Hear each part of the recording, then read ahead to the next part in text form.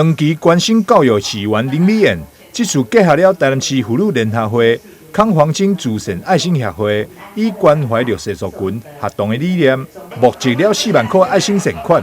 蔡讲大人囡仔拢爱食平安糕，要来送给南区、安平区、东区18间学校，总共1400多位弱势学生。在如果一些应景的，包括有一些真正需要的情况之下，我想在这时候在关键时刻需要付出爱心的时候，我们台南市妇女联合会跟我们康环金慈善爱心会从来就不是不缺席，尤其是我们爱心协会它也长期每个月认养很多学校的夜天使。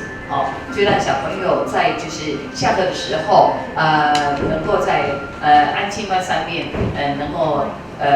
能够学习，能够让家长能够放心我想夜天使也是我们的慈善爱心会长期以来就是每个月在关心的一个。热心赞助的台南市妇女联合会以及康黄金慈善爱心会，希望借由这项小礼物，为囡仔带来温暖、爱甲关怀。很开心我们圣诞佳节即将到临了那我们台南市妇女联合会呢，我们的理监事以及我们姐妹们呢，其实都希望在这样子的一个圣诞佳节里面呢，对我们的孩子呢，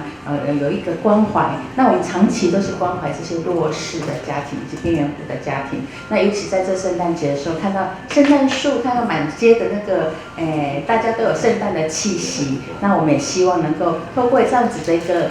平安糕，让孩子们能够感受到我们圣诞佳节的欢乐幸福的感觉。除了这次圣诞小礼物，林美燕每到过年也致敬弱势家庭年菜以外，经连续7天的时间，在每当寒暑假发起长期供应弱势儿童营养午餐资助计划，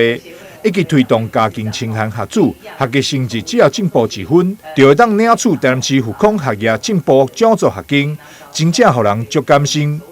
台南新闻张硕维采访报道。